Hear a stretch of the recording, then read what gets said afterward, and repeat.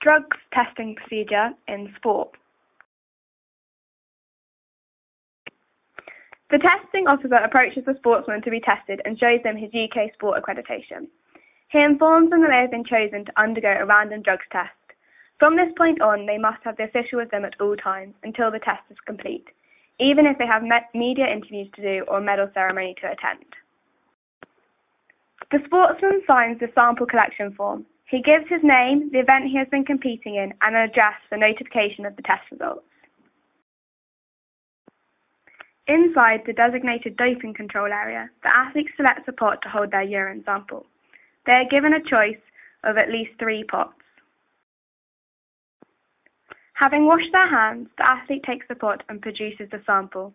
Their midriff and genitals must be clearly visible so the testing officer can see the urine going directly from body to pot. The athlete takes a fresh lid from a selection offered by the testing officer and fills the sample. There must be at least 75 millimeters of urine for the sample to be valid. If the athlete cannot produce enough in one go, the test is put on hold until they can. The athlete is asked to choose from a selection of sealed sample boxes. While the testing officer dons rubber gloves, they check the seal is unbroken. Inside the box are the red A and blue B sample bottles. Checking that the seal is unbroken, the athlete tears open the cellophane packaging.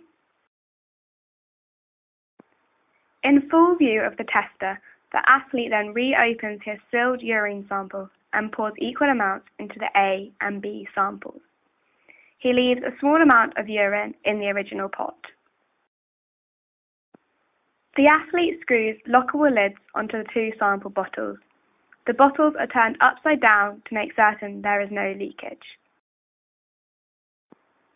The tester takes the remainder of the sample and checks it to make sure the specific gravity, concentration, and pH, acidity, are within the agreed limits.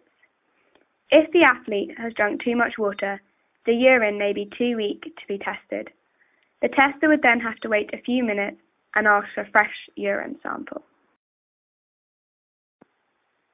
The sportsman is asked to declare if they have taken any medication in the last 7 days, and if so, what product, when, and how much.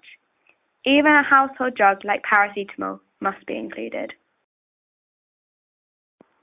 The athlete signs the form, having been asked to double-check all the information on the form, from the time and date of the test to his or her own name, address, and event.